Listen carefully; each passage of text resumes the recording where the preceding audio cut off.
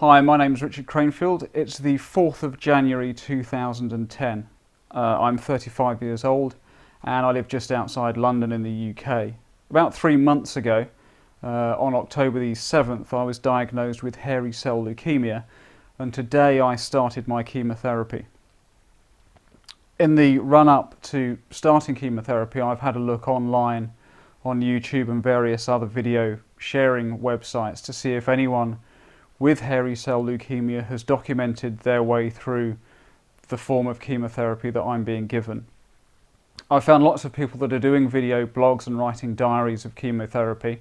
Some people are writing blogs of the chemotherapy for hairy cell leukemia, but no one yet that I can find has made a video of the process of going through Cladribine chemotherapy to treat hairy cell leukemia. So I'm making this series of videos so that anyone that comes after me can watch them and hopefully be pre-warned about what may or may not happen under a course of Cladribine chemotherapy.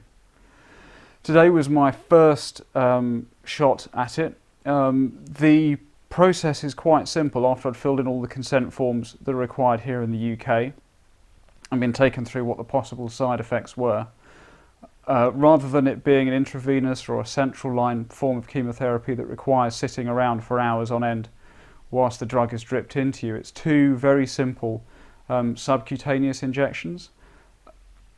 Given the number of blood tests I've had and that anyone that's got hairy cell leukemia will have had, the injections themselves are painless. The needles are very small relative to needles that are required to take blood out. So it was a very painless operation. It was over in about 15-20 minutes. I had a cup of water while I was there, but then came home. And so far, that was about 2-3 hours ago that I had those injections, and so far I'm not feeling any ill effects. My arms don't hurt, I don't feel tired, all seems to be going well. And my idea is that I'll make one of these videos every day and see how well the treatment goes and see what effects it has. Okay, it's the 5th of January 2010 and the second day of my chemotherapy treatment with Cladribine to treat hairy cell leukemia. The process was the same as yesterday. Went up to the hospital this morning and had an injection of Cladribine into both arms. It was pretty painless. The arms ached slightly at the top just after the injection for about 10 minutes, but apart from that, it was fine. Since then, I've been feeling fine, no trouble as yet. I don't feel ill, I haven't got any headaches or nausea yet, and I'm now getting to grips with the drug regime that comes with the chemotherapy. Because my immune system is now going to start dipping down to absolute zero, I've been given a number of drugs to take. The first one I've got is aciclovir, which is an antiviral drug. I've got a lot of these, hence the big box. Those are to be taken 1-4 times a day. I also have some cotrimoxazole, which I need to take twice a day, but only on Mondays, Wednesdays and Fridays, which is a bit strange. That's an antibiotic drug, specifically aimed, I think, at lung infections and holding them off. And then the third drug in the cocktail is domperidone, sadly not Domperignon. That's an anti-nausea drug. I've taken a few of these, but have stopped taking them until I actually feel nauseous, because ironically they taste foul and actually make you feel sick just taking them. So I'm holding off on those until I actually feel nauseous at all.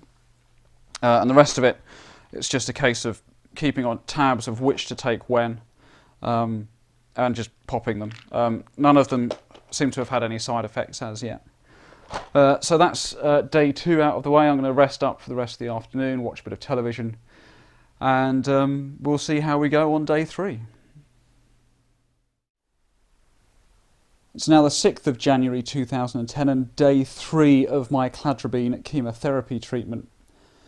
It's snowing very heavily here today, and I was a little worried that the delivery of my chemotherapy drugs wouldn't make it to the hospital because of the snow, but they did. The hospital's within walking distance of here, so I was able to get there and get my treatment.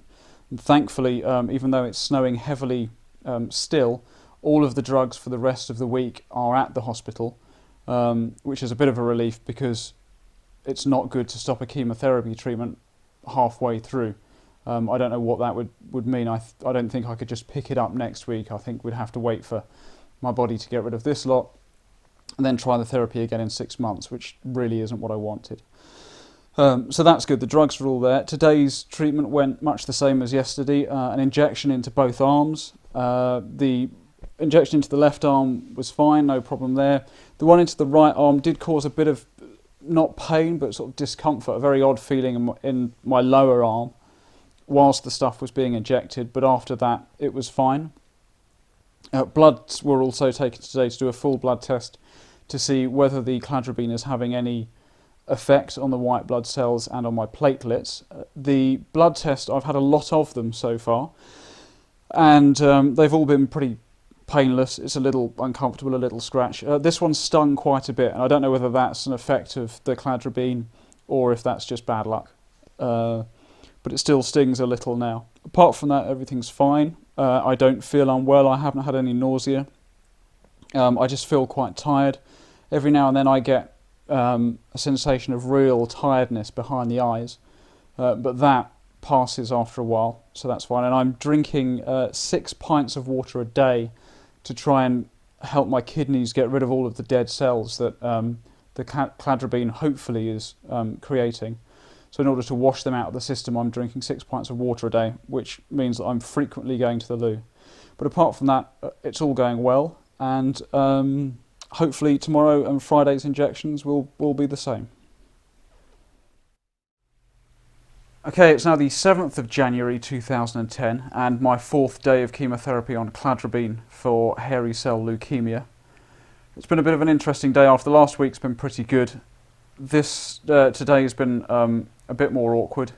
Just after midnight this morning, my temperature was registered at just over 38 degrees, which means that I have to go and admit myself to A&E. So we went there very early this morning. We were there for a few hours. They did lots of investigations. They did a chest x-ray, they took some bloods. They couldn't find any source of infection.